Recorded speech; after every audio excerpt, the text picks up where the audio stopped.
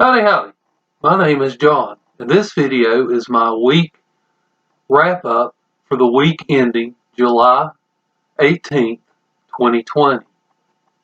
First, I finished Iron John by Robert Bly. This is an excellent read. I would highly encourage any guy to read this. I will have a review coming out for this later on this week. Also this week, I finished The Mammoth Hunters by Jean M. Ault. This is the third book in the Earth Children series. I enjoyed this book. I gave it 4 out of 5 stars. I have a review for this book as well. Next, I started and finished The Catcher in the Rye this week. I did not enjoy this book. I only gave it 1 star. I have a review posted for it already. My biggest complaint about this book is the writing style. I also didn't care for the main character, Holden. And I think it's part of my problem is that I read this for the first time as an older adult, and the main character is very immature. To get the bad taste of The Catcher in the Rye out of my mouth, and because I needed a short read because I wasn't going to be able to read over the weekend, I picked up Encyclopedia Brown and the Case of the Secret Pitch by Donald J. Sobel. I've owned this book for a really long time, nearly 40 years now, and I've read this book many times.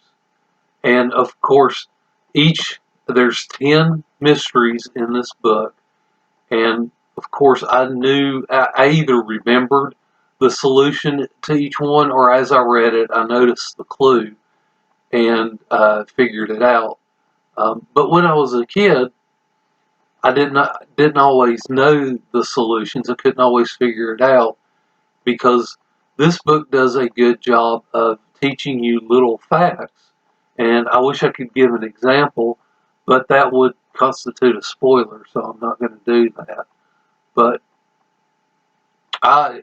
it also teaches a young reader to look for the little clues, because there's always one little thing that is off in each of the mysteries, and it's that one little thing that's off that will help you solve the mystery.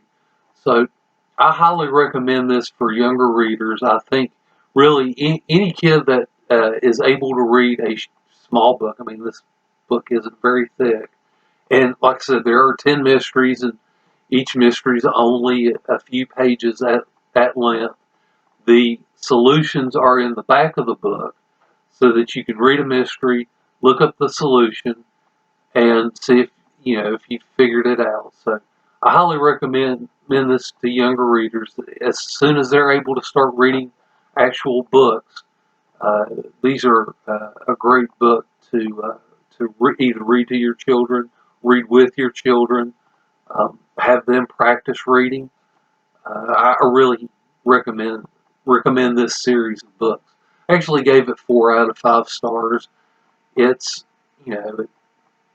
part of it's because, now that it is an adult reading these, it's not necessarily the most satisfying reads, but I definitely recommend them for younger readers. And with that book, I ended what was, with the one exception, a very good reading week for me.